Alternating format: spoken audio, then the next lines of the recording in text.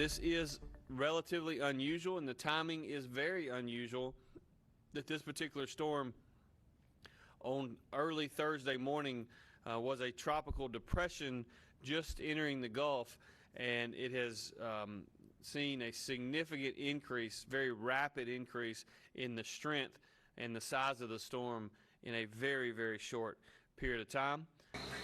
Mississippi Governor Tate Reeves issued a state of emergency this morning. Right now, the Mississippi Task Force 1 is headed to the Gulf Coast. 19 shelters across the state are open, and all ports will close early Sunday morning.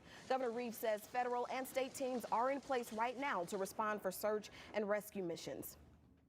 Right now, Ida is barreling through the Gulf toward Louisiana. It's expected to rapidly intensify into a Category 4 storm. Take a look at this video. Residents are desperately preparing. Overnight, long stretches of cars were seen lined up at a gas station in New Orleans, while others are seen boarding up and bagging sand. City officials are working ahead, closing levees. Meanwhile, New Orleans mayor is telling residents it's time to shelter in place. We're not calling for a mandatory evacuation because the time simply is not on our side. We do not want to have people on the road and therefore in greater danger because of the lack of time.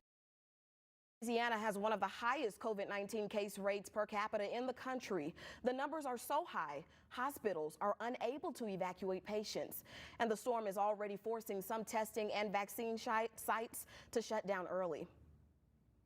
This is definitely a weekend to be weather aware. We keep talking about this because we're going to see a few impacts from this as well. Meteorologist Trevor Burchett is here. What can we tell about the storm right now and the path here? Well, Yvonne, we have the latest update just in from the National Hurricane Center. That came in at 10 p.m. Here's the latest information. Winds are holding steady at 105 miles an hour. But I want you to notice, even though the winds have not gone up yet, the pressure is way down. The pressure has gone down to 964 millibars. And when the pressure goes down, it's an inverse reaction with the wind. So eventually the winds will go up. It's not a question of if, but when. This is a strengthening hurricane. You see the eye just beginning to form with the cloud tops forming around the center. That means by the time we wake up tomorrow morning, this will likely be a strong Category 3, if not a Category 4 storm as it heads into Louisiana. And Yvonne, this thing is going to be headed for us by Monday and Tuesday. So after it's done with Louisiana, we'll have some impacts to deal with too.